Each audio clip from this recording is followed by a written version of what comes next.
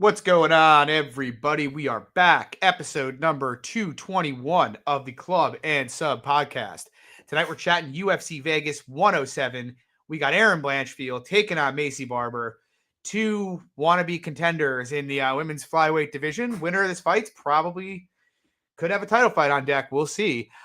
It's a good one. I actually think the card in general is not bad. We've had a lot of really shitty fight nights lately. I know this one doesn't pop in name value, but I actually think there's some quality contests on here. What do you think, Legs? A lot of quality contests, but we'll definitely get into it. I don't know if there's a ton of betting opportunities. Yeah, I've only made a couple bets. Couple others I'm maybe looking at, but yeah. They only pique my interest. Go ahead. But yeah, guys, drop a like, subscribe, would appreciate it. Share it if you so please. And yeah, I mean, let's jump into it here. We got, first fight back in 2 weeks. It was a really nice weekend away from fighting. It felt like it lasted like 2 years. Played a lot of golf, drank a lot, was pretty much a waste all day today. So, but I'm ready now. I'm ready to get going, ready to get back into it. We got this card, and then we got a big pay-per-view next week. So yeah, first fight of the night. We got Rayani Dos Santos. She's taking on Alice Ardelean. Current price, Dos Santos minus 285. The comeback on Ardelean plus 245.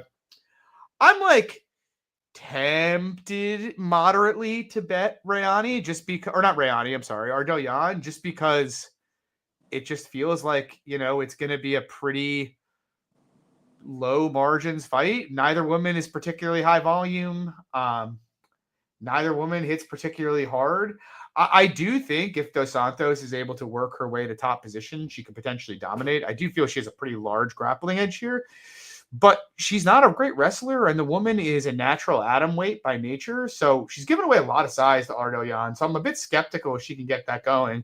I do think Rayani is the better fighter just about everywhere, but she's never really dominated anybody, of any quality at all. So it's like minus 300 seems a bit on the big side. I'm trying not to take flyers on too many dog shelters, but I am a little tempted by Ardelean. What do you think? You have any thoughts here? I'll be honest. I think this one is a bit of a dog shelter, just because. Only reason I'm saying that is just because I don't think Ardelean's very good. There's no specific skill that I could point to where I'm like, she's gonna look great in this. Maybe the wrestling a little bit, it's okay. Nothing special though, you know what I mean? She's going to beat the low-level women that she can slightly out-grapple. I think, to your point, Rayani has a big grappling edge in this fight. I think she's got a big volume edge. I think she's just a better fighter in general. So, I'm fine with the favorite being a, pretty large-size favorite. I'm fine passing. I do agree with that assessment. What I will say, though, I bet Melly minus 120 last fight against Ardelean. And I'd power rank Melly, I think, a bit above Rayani, And so she's going from basically picking with Melly Martinez to now being a near 3-1 dog against a woman who lost to Puja Tomar by decision. It feels. I mean, listen, I almost bet Ardelean against Shauna Bannon. I mean, it's rough. It is. She's not very good. Maybe we just pass it. I don't know. That's right. Good scrap, though. Good scrap. Yeah. Moving on. We have a fun one here. We got Markel Maderos. He's making a pretty quick turnaround from his fight with Austin Hubbard. That fight gave me fucking AIDS.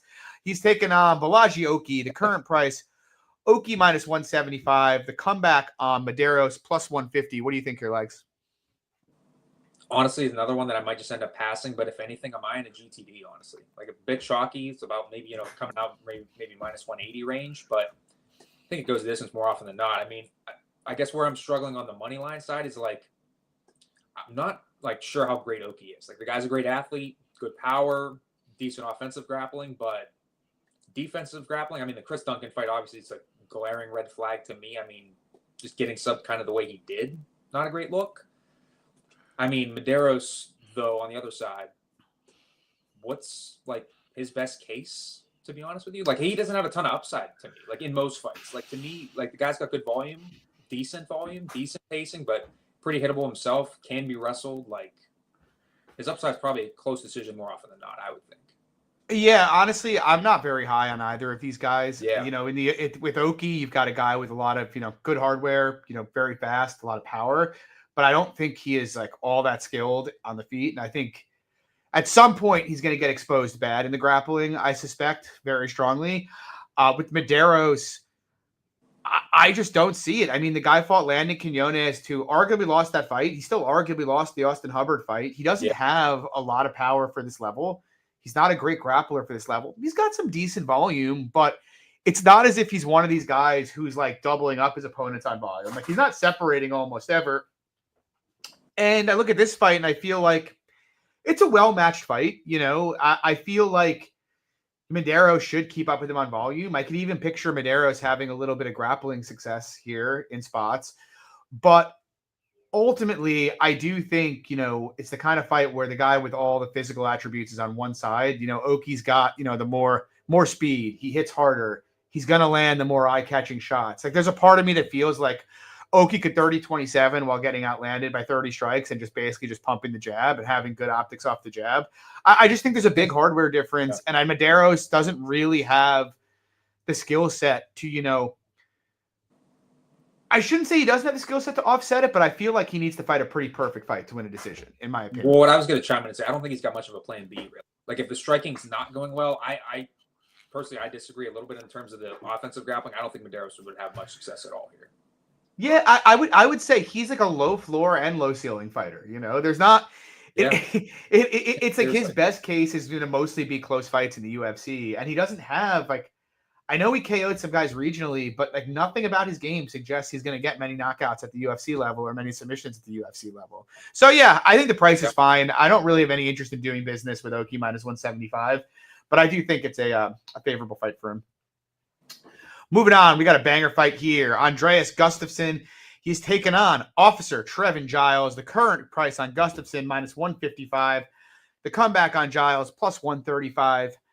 I'll be honest, if like Giles was on a full camp, you know, and this was at 170, like in a normal weight fight, I'd be betting him here in a second because Andreas Gustafsson is just not a UFC level talent, in my opinion. Like, he's tough. He's very, very tenacious. He's obviously got good physicality. But he's a poor wrestler. He's a terrible striker. He's got no defense. He's got good cardio, and he's got a ton of toughness. And honestly, that could be enough to beat Trevin Giles. You know, it could be. He's got some pop. He's got some pop.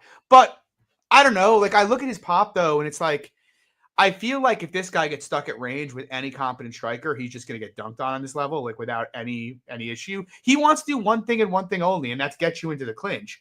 And I do sort of feel like Giles is pretty good in the clinch and should be able to pummel for unders and turn him a fair amount.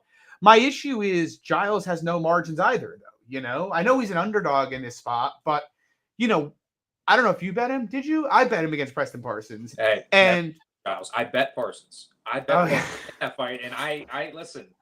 I think Parsons has credence to win that fight. I don't think so. I felt like it was a pretty well scored fight. But the point is, like, he was able to more or less neutralize most of Giles's or most of Parsons, you know, weapons in the fight, and it still ended up being a 50-50 coin toss. You know, even though he was basically having his own success grappling and landing on him at will in space, he still managed to get hurt in that fight. He still, you know, managed to end up on bottom in a couple of really stupid positions in that fight. And this fight kind of reminds me of that a bit. I do think it's somewhat forgiving for Giles in the sense that I don't think Gustafsson's anywhere near the grappler Parsons is. Like, if they end up in grappling transitions on the ground, it wouldn't shock me if Giles subbed him, like, at all. Really? But, yeah. Dude, have you seen any? What about Andreas Gustafsson's grappling? Have you seen that impressed you? I'm just curious. And I shouldn't say defensive grappling. Yeah, no, I mean, listen. Any grappling? No, just any grappling. Tell me. It's clinching. Listen. It's not grappling. It's clinching. Yeah. Oh, it is. I know. Listen, I get that. That's the point I was going to get to when it was my turn. Now, listen, I don't think the guy's a great wrestler, but he knows where his bread gets buttered. It's in the clinch, and I think he can force Giles through the clinch. Yeah, I mean, I think so too. And like, that's kind of like my issue. It's like if it was a full camp and I could trust Giles' cardio here, I think plus 135 would be more than enough for me to take the poke on him because he is the better fighter. Like, objectively, he's more skilled just about everywhere except the clinch. But I do think Gustafsson's pace is going to very likely wear on him as this fight goes on. And, you know, we've seen Giles slow down before, and I could see him slowing down again pretty badly here if he can't Like, he basically, in my opinion, either needs to get on top of Gustafsson or keep it in space. If he can keep it in space, he should do fine. Yeah. But if he can't, I do expect he'll start well. But I think Gustafsson will keep coming for 15 minutes. And if Giles starts to slow the way he did in the Parsons fight, I do worry about things snowballing for him. And just in general, I worry about the fact that Trevin Giles can fumble any assignment, no matter how easy it is. And this, honestly, I do think should be an easy assignment. Like, I do not personally think that Andreas Gustafsson will be in the UFC for more than 4 or 5 fights. I just don't see much of an upside in the UFC for him. So yeah, I'm probably not, unless it blows out to like 150, 160, I'll probably just pass on this fight. But I lean Giles at the price. I just think there's way too many red flags, both from, Gustafsson's own career or not Gustafsson, sorry, for Giles' own career past and his ability to like implode in fights, combined with this being at a catch weight against the bigger man, and then also it being on less than a week's notice for him. None of those are great. What do you think? I like an under, honestly. Under 2.5 rounds, minus 145. 6 round, just asked that. Okay. Yeah, no, I think that's a great angle because honestly, to your point about Giles' path to victory, probably him getting on top, probably maybe finding a finish there in the grappling. And then I think Gustafsson on the feet, I definitely could find the chin of Giles. I think Giles is more likely to knock Gustafsson out standing than Gustafsson is to knock him out standing, personally. Yeah. My issue, I guess, with the under, and I'm curious your thoughts on it, is I feel like Gustafsson's game isn't like, yeah, he's finished a lot of guys regionally, but he's finishing bad fighters. Like, his game, it's not the kind of game that produces a lot of finishes at this level, like the constant clinching. You're not going to finish many guys out of the clinch in the UFC, unless they just wilt completely. No, that's fair. Do you have a side that you lean? I'll do a shot bet for you if you want, because I'm not. Yeah, that'd be fun. I got because listen, it makes it sound like I love Gustafsson in the spot, and I don't. I just think Giles is a little bit of a forgiving matchup for him making his UFC debut. Yeah, I mean, look, I'm happy to get some exposure to Giles without risking any money on it, so I'm down to do that. Moving on, banger fight here. Well, not banger. It's an interesting fight. We got Jordan Leavitt, the Monkey King. He's taking on Kurt Holla. Current price, Leavitt is minus 180. The comeback on Holla plus 155. What do you think, Danny? I want to bet the dog, but like it. I know as soon as I'm going to do it, he's just going to be on his back. Like, his defensive grappling is just not great. Like, listen, don't get me wrong. If this stays standing for a decent bit of time, Kurt's going to land the harder shots, land more volume. Leavitt's got decent kicks, decent footwork, but it's going to come down to the grappling really in this fight. So I think I'm going to end up passing, but like, I can see why Leavitt is a, somewhat of a favorite based on that wrestling upside. I'm gonna probably bet Leavitt, to be honest. Nope. All right. What? Yeah. I am. I mean, I bet Kurt 2 fights ago against Kanan, pretty big, and I am just. I look at Kurt Holla, and it's like the guy's one of the most fun fighters on the roster, right? He's always in firefights if you let him. Right. But he's old. He's very, very plotty. He's not the kind of guy who, like, if you're going to strike with Leavitt and have to try to avoid his takedowns, you've got to like measure distance pretty well. And Kurt doesn't know how to do that. He just kind of bombs forward linearly, throwing combinations, which makes it very easy to just kind of outmaneuver him or change levels on him. And I mean, the guy's got grandma hips, he just does. Like that is the reality at this point in his career. He has faced 12 takedowns in his last 4 fights and allowed 10. There are people on MMA Twitter who would defend takedowns at 155 pounds better than that. Like it is actually like to say it is hard. That's under 20% across the 12 takedown sample. And he doesn't get off his back very well, Like if you look at the couple times he's worked up recently were because of just transitional mistakes that Austin Hubbard and Krzyzewski made against him. But he's very, very easy to take down. He's very easy to hold down. He's also 39 years old. Like he had Alexander Hernandez broken and tired. And Alexander Hernandez realized, oh, wait, I can just take him down whenever I want. And just took him down and controlled him dead gas for the last round of that fight. And so I look at this and I'm like, yeah, it seems stupid. It's Jordan Leavitt. Nobody likes him. Jordan Leavitt's a decent wrestler, and he's pretty strong in the clinch. And I think his positional control is a bit underrated. Like, yeah, if he strikes for 15 minutes, he'll probably lose the fight. But he's not going to strike with him. I don't even think he's a particularly great wrestler, but I don't think you need to be to get Holla down. Well, my issue more so is the physicality. Leavitt's not a super physical guy in terms of the wrestling. Is Holla though? He is when he's on the feet for sure. Yeah, but like he looks fetal when you put him on his back these days, like it's, and like Leavitt's only 29 years old. He hasn't fought in almost 2 years. He looks like he's in a bit better shape. He's training in Vegas. I think you'd expect some improvements from him, and I think you'd expect some regression from Holla here. So I know it. No one likes betting on Jordan Leavitt. Everybody wants to fade him. I want to fade him in the future. But I do think it's a very friendly fight for him. And I just keep thinking in my head, like, you kind of got to make Holla finish here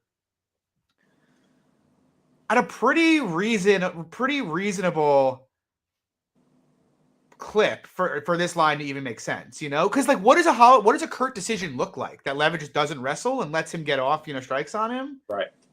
I doubt that's going to happen. So here's my take with the no scorecards. So like taking the Kurt side though, like, do you think Leavitt's that likely to finish, I guess? No, I don't.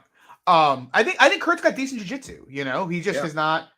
But yeah, I mean, Liam even said it. I mean, look at Hooper and Pimlet are great grapplers. And like, it's not like Leavitt had zero success grappling with them, Right. They certainly would tie Kurt Holla up like a pretzel, and yeah, I think it should be Leavitt pretty easily, in my opinion. I like the over also, but I feel if I bet the over, you're leaving yourself a chance for the double exposure to like a Kurt pulling something out of his ass, If you like Leavitt that much, just bet Leavitt. Don't bet Leavitt. Yeah. Yep. What do you think? I already told you. I lean Kurt, but I'm passing. Oh yeah, sorry. Over? I'm an idiot. Well, that's what I'm saying. Like with the total, I think I'd rather just play Kurt no scorecards in terms of anything. Like I think that's where most of the finishing upside is. Yeah, fair. That's reasonable, and I think Kurt's a tough guy to finish. It's Although it is true, I was looking at this the other day. Leavitt having more KOs in the UFC than submissions is really, I don't think what anybody had on their bingo card. Hilarious. I mean, the Matt Wyman slam KO. The Victor Martinez fight, I literally just almost just like I was like done for the night. I'm like, that's it. I'm walking out of the room. I can't believe that just happened. But moving on, we got a banger here. I love this fight. Great booking. Actually, a lot of these coming up are pretty good bookings. We got on Nascimento. He's taking on Jafel Filelo. Current price, Nascimento minus 160, minus 155. Comeback on Filelo plus 135. What do you think, Legs? Great fight. And to me, I guess I don't have much to say. Like I like the Nascimento side just because I think in general he's a better fighter. He's a better grappler in the matchup. I think in terms of the striking, it's probably going to be pretty close. My big concern is the huge layoff here for Nascimento. I mean, the dude's been out of the cage for 2.5, 3 years, and most of them have been his pullouts. So it's tough. They are certainly reasonable concerns. I don't disagree. I bet Nascimento at minus 150 to win 2 units. I think he's better everywhere. Like Filo's got like serious horsepower for 125. So like he could put some hands on Nascimento on the feet. It wouldn't like shock me. But Nascimento's a pretty good striker. All his reputation is for grappling. But you go back to his Contenders fight years ago and a much more green version of him. And I mean, he outstruck Kalian Paiva on the feet in that fight for the most part. And I know that's like not a crazy achievement, but I feel like Paiva and Filelo would be a fairly competitive striking scrap, Yeah, because Paiva can keep a high pace. Like people might shit on him because he's like pretty hittable, but like Paiva can't keep a high pace while he's conscious. Yeah, exactly. And he's durable. Like Filelo, he can have success standing here for sure. But I also feel like the grappling gap is pretty big. I know Filo's a black belt, but I don't like the way he defends takedowns at all. Like he just likes to attack and look to attack like submissions and stuff like that, which in this matchup is very likely to end up with him on his back and no other recourse. And his bottom game is just bad. He doesn't really have a way to get up and, without giving his back up. And otherwise he plays guard. And I don't think his guard can threaten Nascimento. Liam did bring up an interesting thing about Nascimento playing guard, playing off bottom. I did notice that as well. What I keep thinking about, like rewatching the Tagir fight, I really like Filo's a decent grappler, but I feel like if Filelo decides that he wants to go to top position here, he's going to end up getting, swept more often than not, I think. So that's kind of my view. I think Nascimento's got a pretty firm grappling edge here. He's just proven it against a much better class of fighter than what Filo's proven to me. So, yeah, I think Nascimento's better everywhere the fight goes. I think he'll be fine in it. I like Nascimento here. Too. What? Not to mention the cardio aspect, too. Yeah. Well, I mean, Filo's probably got a bit better cardio than him, but yeah, it's close. I mean, look, they both have slowed down in fights before. I don't know. I don't think the fight's all that likely to finish, to be honest. But I do think Nascimento's pace is much more reliable on the feet. He's obviously the bigger fighter, and I do think he's much more likely to get to a dominant position, in top position. Yeah, that was crazy, the knee bar. But that's my thing though. It's like those are like knee bars are low percentage submissions in MMA. Like if he goes for something like that here, he probably gets his back taken. And the big thing here is like that's all you're hearing this week about the knee bar that he almost. I get it, like it was impressive, but like outside of that, like a comeback win against Daniel Barres and dominating Ode Osborne. I mean, Ode. Well, that's the other thing. I think he's kind of low key fragile, to be honest. The way the amount of body shots Perez hurt him with was pretty surprising. Yeah, I mean, look, I think Nascimento could get lamped here, maybe hurt a couple times, but I think he'll do fine in this fight. Moving on, we got Zach Reese taking on Dusko Tadorovic. Current price, Reese is lined up at -235. The comeback. Real quick, John, I think you might have missed one. Sorry, because I think that's on the main card. I did not miss one. The Vieira? No. This is the first fight of the main card. My bad. Yeah. -235, Zach Reese. The comeback on Tadorovic is +200. What are your thoughts here, Legs? It's a rough one between two fades, really. But to me, it's never Dusko. I've really never just liked the guy. I mean, the guy's always super hittable. The guy's defense is pretty much non-existent.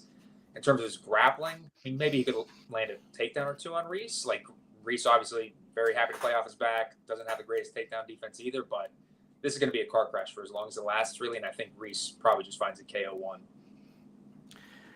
Dusko is honestly a better version of Andreas Gustafsson, in my opinion. I'm not even kidding. I'm not even kidding with that take. I mean, if you look at his pre-UFC time, he basically was the same game plan. He just wanted to clinch you up and beat you up there. Turns out it's just not that easy to do once you get to like the highest level. But I'm with you. I'm at the point with Dusko where like I feel he's got a path here. Reese isn't very good. Reese very, very open on the feet, very easy to hit. I think his game on bottom is completely impractical. If the guy just plays guard and looks for arm bars, I mean, you just saw him get knocked out from basically full guard in his last fight. I think if Dusko gets on top, he can have some success here. But I don't really like Dusko's wrestling.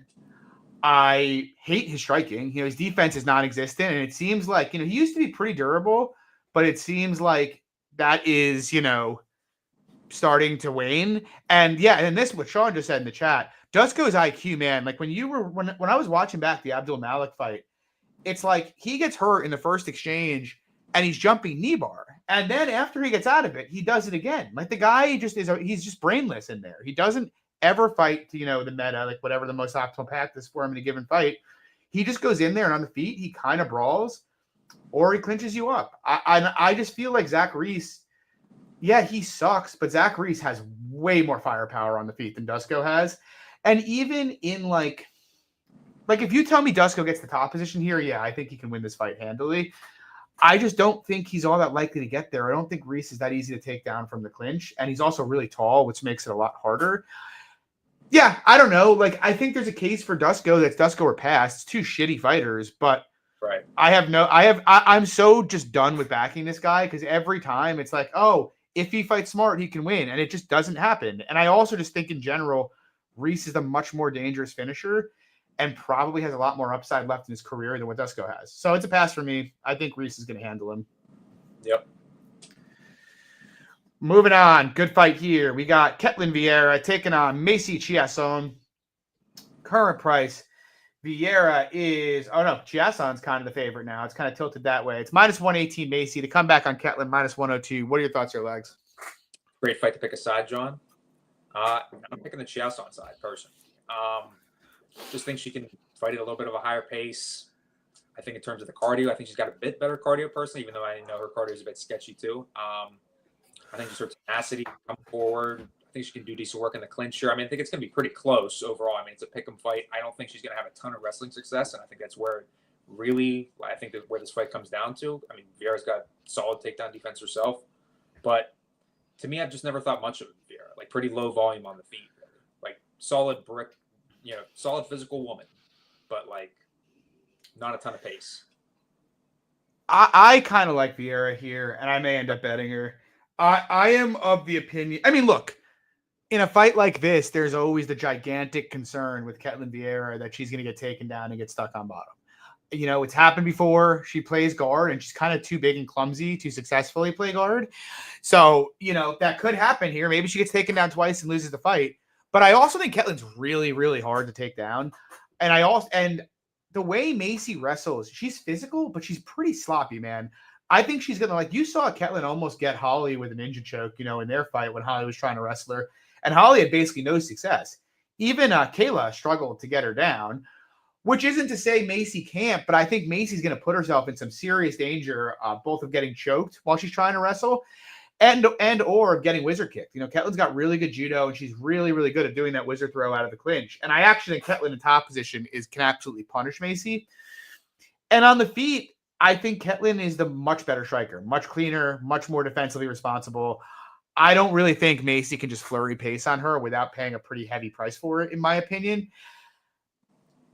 So it's like, I think Ketlin's the better striker. I think she's probably the more, or I should don't even think probably. She is the more lethal submission grappler. She's more likely to win the fight. You know, she's fought better women. It's like, can Macy get 2 takedowns and grind out 50, 8, 9 minutes of top time and win this fight? Yeah, she can.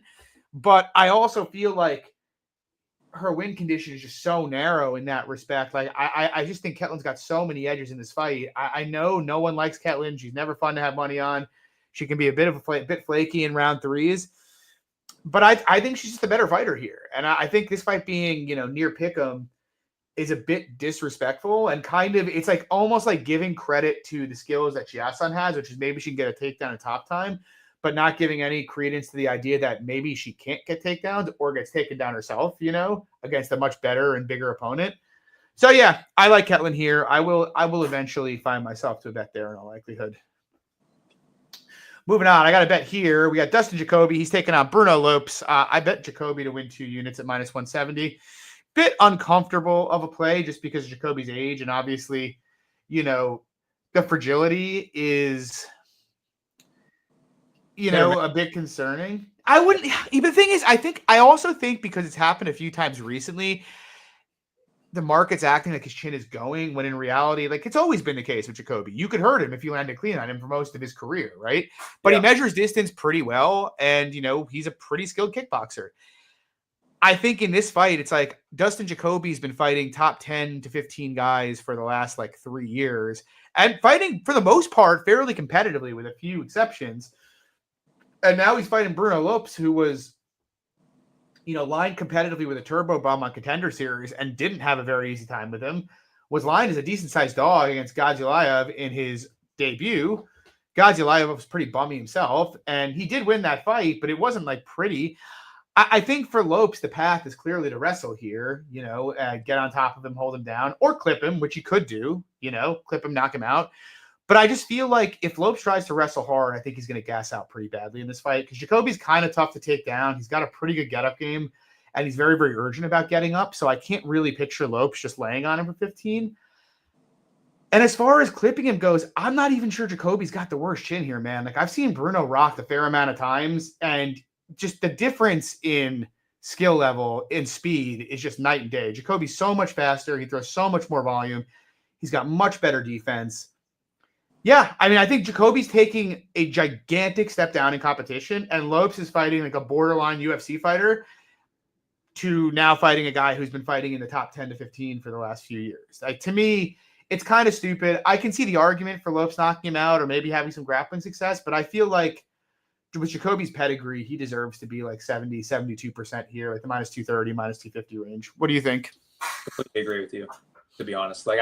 And I don't even think the wrestling path is that likely for Lopes. I think Lopes more often than not needs that KO or maybe even just big moments across 15. Because, we've obviously seen that in the past where Jacobe has lost the decision due to big moments. So it's possible. No, I do think Lopes can get takedowns and likely will early in the fight. I'm just very skeptical that I'd be really surprised if we look back on it and it's like Bruno Lopes got 10 minutes of top time where Vitor Petrino couldn't, that would really surprise me.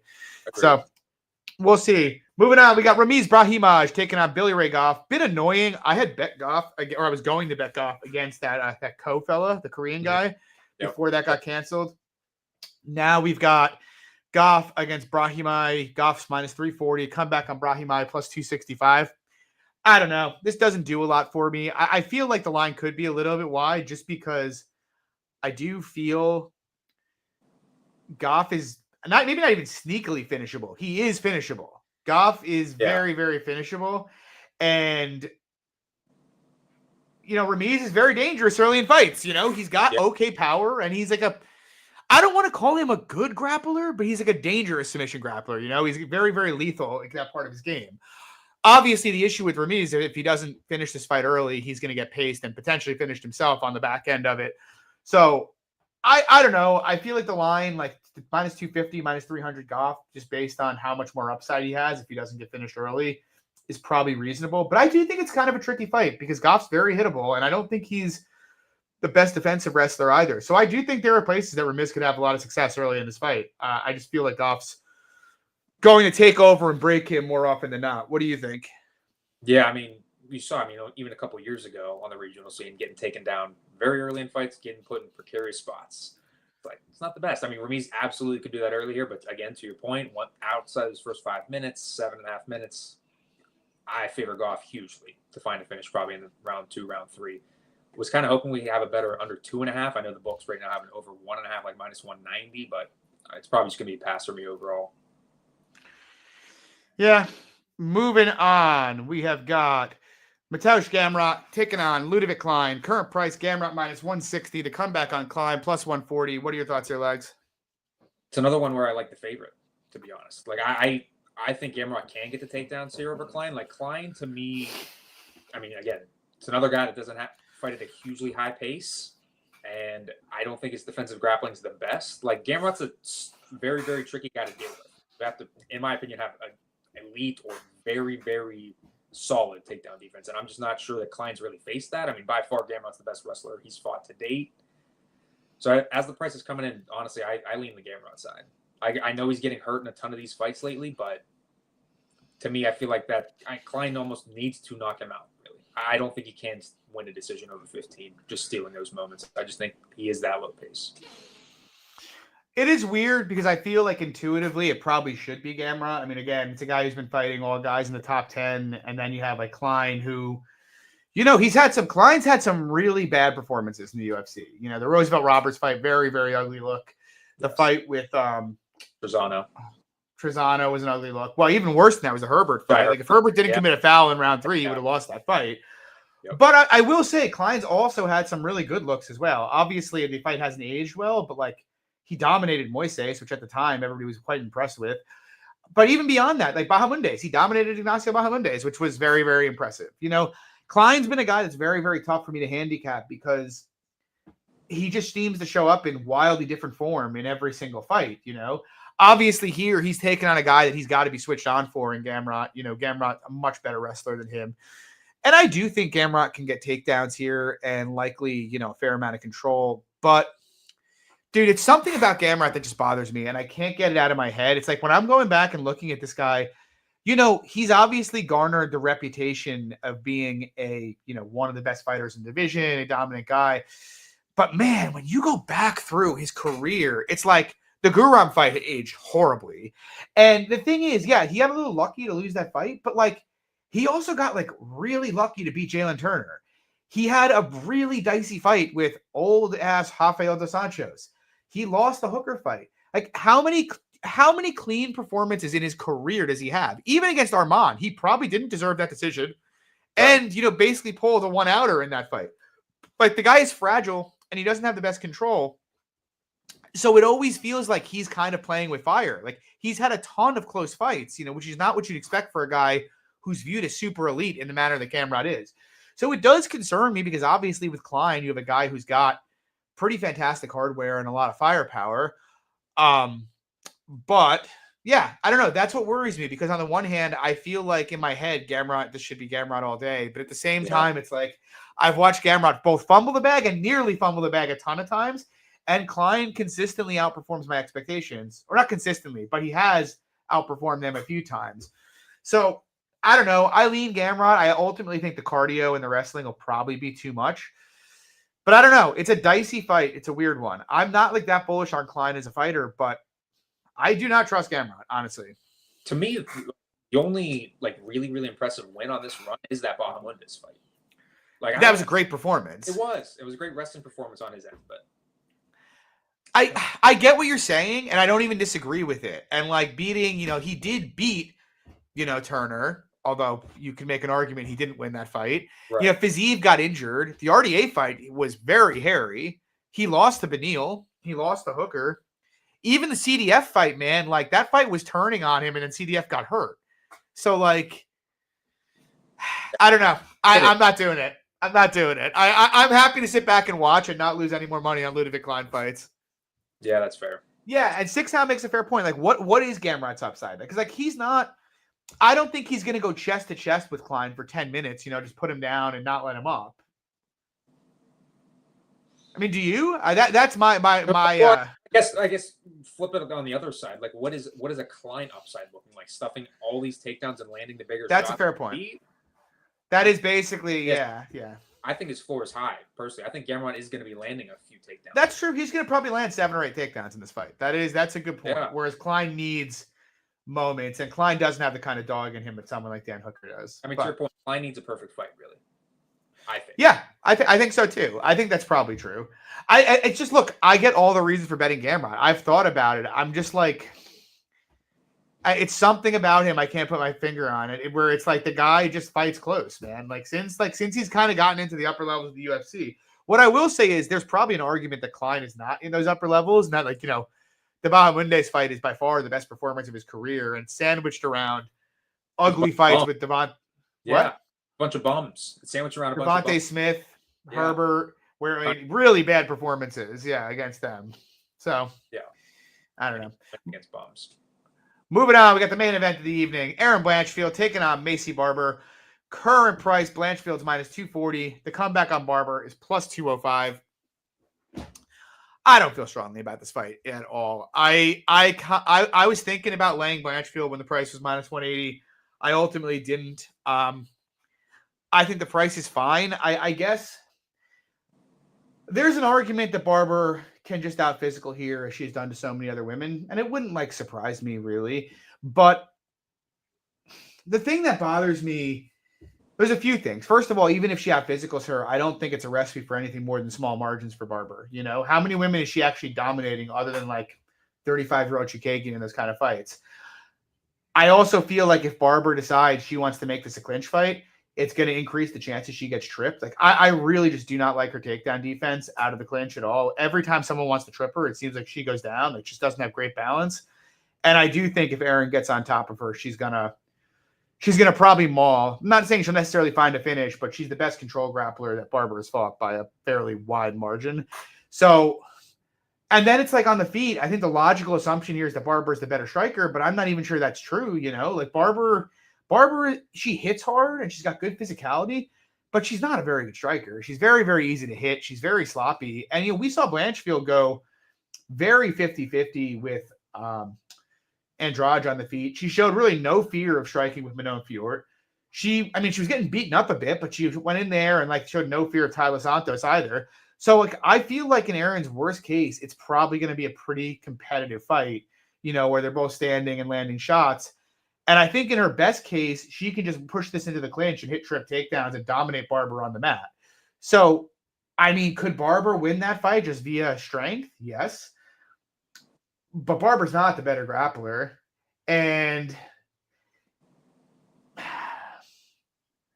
I can picture what a Barber win looks like. Don't get me wrong. It could look like the Hebos fight, but I just feel like when you have one fighter that has legitimately dominant round upside on their side, and the other fighter's upside is, I'm going to press you to the cage and land a bunch of clinch strikes, and the fighter with dominant round upside also has the better cardio. Well, how do you? That to me, that feels like a minus 200, minus 230 dynamic, unless you think Barber's got a fair amount of finishing equity, but I just don't think she does, to be honest. What do you think? I'm glad you touched on it right at the end there, and that coming out of tape, I wanted to bet Barber because kind of what you said. More, I think, physical girl in general. I think she probably could maybe have some success stuffing the takedowns early, but there's so much going against her. The 5-round experience for Blanchfield, I think she can land takedowns. It's again 25-minute fight. She has a ton ton of room for that.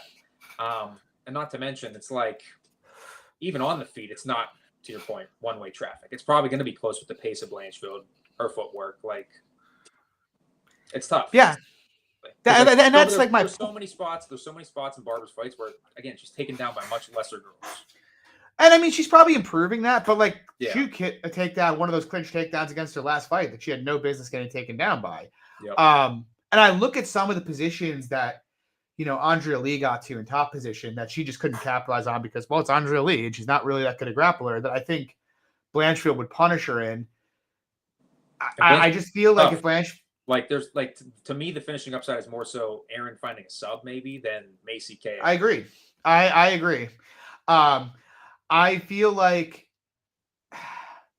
well, Liam said who the biggest power threat Blanchfield. I mean, she did fight Andrade, but Andrade, I wouldn't say Andrade's power is not spotty. I mean, she is spotty, obviously, but I mean, look, I don't think. Look, I don't know. I'm not betting the fight. I'm not laying minus 240 on Blanchfield, but I do think if she gets on top of Barber, she's going to maul her. That's my own gut instinct here. I don't think you're going to be seeing many clean get-ups from Macy. And if she can just stuff the takedowns, she might just dominate the fight in the clinch. That could happen. Like super I just like KOing Rebos, like Rebos. Well, I mean, that was I was impressed by her toughness in that fight. Performance. I'm not trying to like discredit that, but like in terms of like who she's knocking out.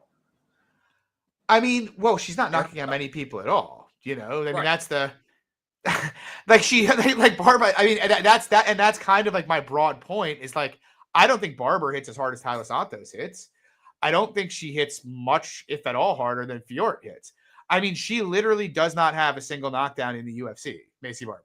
So like, if you're saying the finishing equity is even, then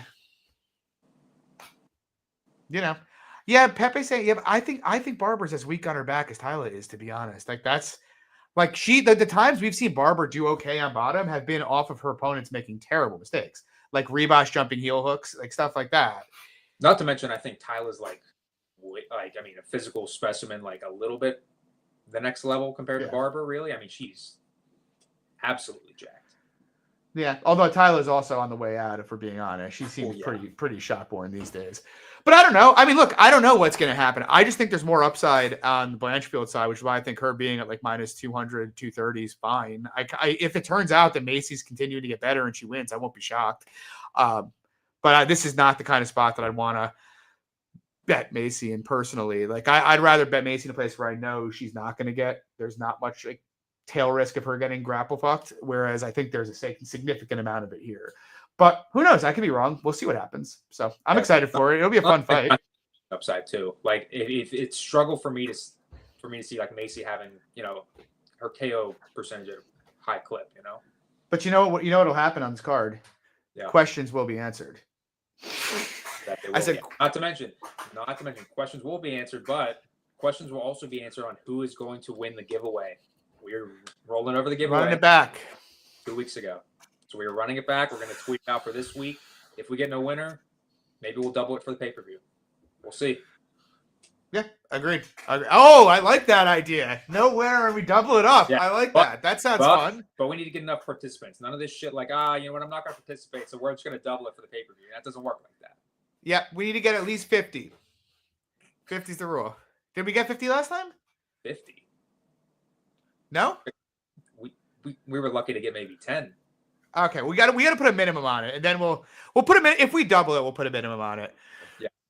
But anyway, boys, thanks for coming out tonight. We appreciate it. Wish we had more to talk about with this card, but at least we got fighting back again. Guys, drop a like, subscribe, share the show, follow, fade, doesn't matter. We appreciate it, and we'll see you guys next weekend, 7 p.m. to talk UFC 316, Merab O'Malley 2. Yes. Peace out.